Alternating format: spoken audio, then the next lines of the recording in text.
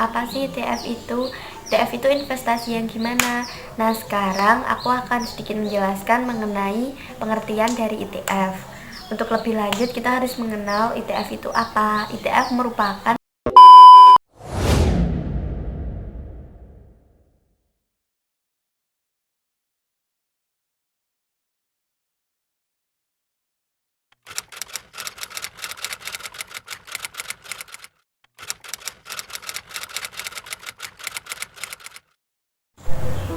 Halo semuanya, aku Sofia. Di sini aku akan sedikit menjelaskan mengenai investasi ETF. Untuk yang penasaran, tonton sampai akhir ya. Oke, yang pertama kita akan bahas mengenai pengertian ETF. Untuk kalian yang pertama kali mendengar, pasti kalian bertanya, apa sih ETF itu? ETF itu investasi yang gimana? Nah, sekarang aku akan sedikit menjelaskan mengenai pengertian dari ETF. Untuk lebih lanjut, kita harus mengenal ETF itu apa. ETF merupakan singkatan dari Exchange Trade Fund. ETF ini merupakan reksadana yang berbentuk kontrak investasi kolektif yang diperdagangkan di bursa efek.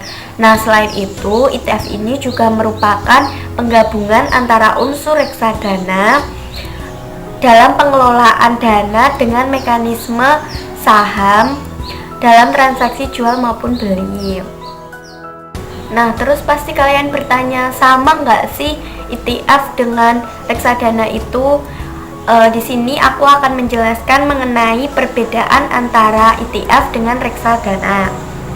Basically, ETF dengan reksadana pada umumnya itu sama, hanya saja dicatatkan pada bursa efek. Nah, berdasarkan data dari idx.co.id, ada 5 perbedaan antara reksadana dengan ETF. Yang pertama yaitu perdagangan. Pada reksadana itu melalui manajer investasi atau agen penjual reksadana, sedangkan pada ETF itu melalui bursa efek. Yang kedua yaitu minimum pembelian, di mana pada reksadana itu 1 unit untuk minimum pembeliannya, sedangkan pada ETF itu pada pasar primer minimum pembelian creation unit atau sama dengan 1000 lot atau sama dengan 1000 lot atau sama dengan 100.000 unit. Sedangkan pada pasar sekunder itu satu lot sama dengan 100 unit. Yang ketiga yaitu harga, di mana pada reksadana harga dihitung per akhir hari, sedangkan pada ETF itu harga dihitung real time atau kapan saja. Yang selanjutnya yaitu underlying, di mana pada reksadana itu berdasarkan saham, sedangkan ETF berdasarkan indeks acuan. Yang selanjutnya yaitu dealer partisipan. Dealer partisipan ini merupakan anggota dari bursa efek yang bekerja sama dengan manajer investasi pengelola ETF untuk melakukan penjualan atau pembelian unit penyertaan ETF. Untuk reksadana, dealer partisipannya itu tidak ada, sedangkan pada ETF itu ada dealer partisipan. Nah, itu tadi merupakan 5 perbedaan antara reksadana dengan ETF. Untuk materi selanjutnya akan disampaikan oleh rekan saya. Oke teman-teman, perkenalkan nama saya Bima. Di sini saya akan melanjutkan pembahasan mengenai ETF yang tadi sudah dijelaskan oleh rekan saya ya, yaitu Mbak Sofia Hidayati. Nah, kalian kan udah tahu tuh apa itu ETF dan perbedaannya dengan reksadana. Kali ini saya akan kasih tahu kalian bagaimana cara berinvestasi ETF ini. Cukup dengan 2 cara teman-teman. Yang pertama adalah kalian harus punya saham di broker yang kalian pilih. Ketika kalian udah pilih nih, ketika kalian udah membuat rekening, kalian tinggal pilih saham mana yang akan kalian beli. Oh iya, jangan lupa, di ETF ini biasanya sahamnya itu diawali dengan kode huruf E. Selain tadi bagaimana cara berinvestasi, aku juga akan kasih tahu kalian keuntungan apa saja yang akan kalian peroleh ketika kalian berinvestasi ETF ini. Keuntungan yang pertama ketika kalian investasi ETF ini, di sini sangat mudah dan juga fleksibel teman-teman. Kalian dapat membeli dan juga menjual kapanpun ketika kalian mau, selama jam perdagangan masih berlangsung, seperti layaknya saham biasa teman-teman. Yang kedua yaitu rendah biaya dan juga resiko, di mana manajemen fee-nya relatif lebih rendah dibanding dengan reksadana biasa. Selain itu, biaya ETF di pasar sekunder ini sesuai dengan komisi broker. Kenapa resikonya ini rendah? Karena di ETF ini likuiditasnya sangat terjamin. Keuntungannya selanjutnya yaitu cakupannya sangat luas.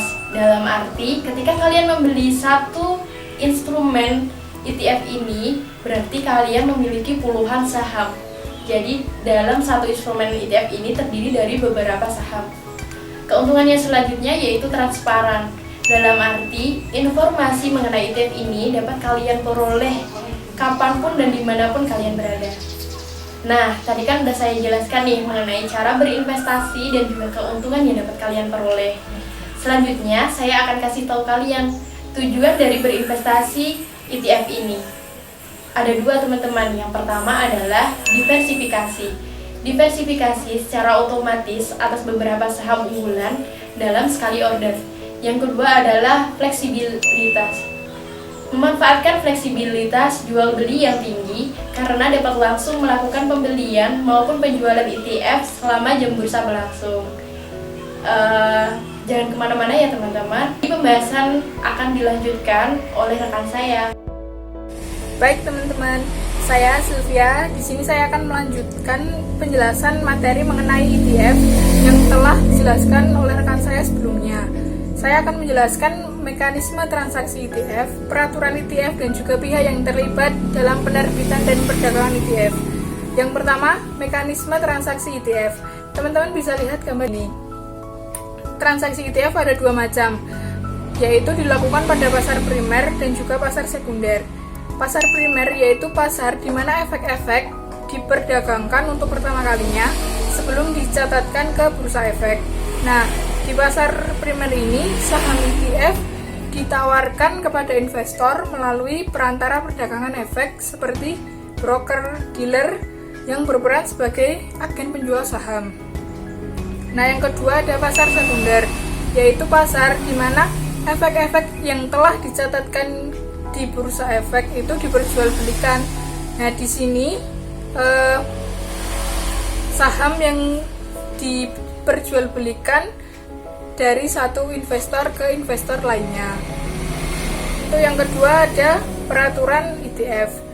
Nah, pengawasan ETF dilakukan oleh tiga pihak, yaitu OJK, BEI, dan juga KSEI. Nah, di Indonesia sendiri ETF diatur dalam peraturan sebagai berikut. Teman-teman bisa lihat gambar ini. Dalam gambar tersebut, ETF diatur dalam POJK nomor 49 yang di dalamnya berisi tentang konstruk investasi kolektif, pelaporan dealer partisipan, pencatatan dan perdagangan ETF, short selling oleh perusahaan efek. Dan ETF juga diatur dalam POJK nomor 47 tentang NAB reksadana dan POJK nomor 48 tentang reksadana terproteksi, jaminan dan juga dana. Untuk selanjutnya adalah pihak yang terlibat dalam penerbitan atau perdagangan ETF. Ada 9. Yang pertama ada sponsor. Sponsor di sini berperan memprakarsai rencana penerbitan atau perdagangan ETF. Yang kedua ada penasihat yang berperan memberikan arahan-arahan yang bersifat teknis dan operasional dalam proses penerbitan ETF.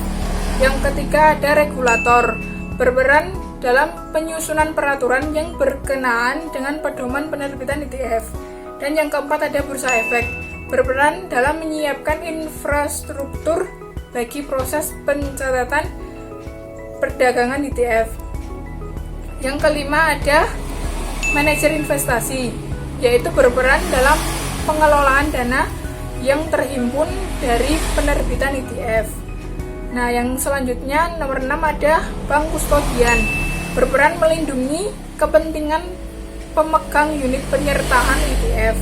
Dan yang ketujuh ada market maker, yaitu menyediakan likuiditas perdagangan ETF serta menjaga keseimbangan harga antara ETF dan juga NAB atau nilai aktiva bersih. Dan yang ke-8 adalah seeding party, yaitu berperan dalam menyediakan modal awal atau portofolio efek awal untuk pembentukan ETF. Dan yang terakhir ada pihak lain. Pihak lain di sini yang dimaksud adalah konsultan hukum, konsultan pajak dan juga akuntan, di mana masing-masing dari mereka bertugas sesuai dengan bidangnya. Nah, sekian penjelasan saya mengenai mekanisme transaksi ETF, peraturan ETF dan juga pihak yang terlibat dalam proses penerbitan atau perdagangan ETF. Nah, sekian penjelasan kami mengenai ETF. Apabila ada salah kata, kami mohon maaf. Dan apabila ada saran dan kritik, boleh disampaikan melalui kolom komentar. Atas perhatiannya kami ucapkan terima kasih. Wassalamualaikum warahmatullahi wabarakatuh.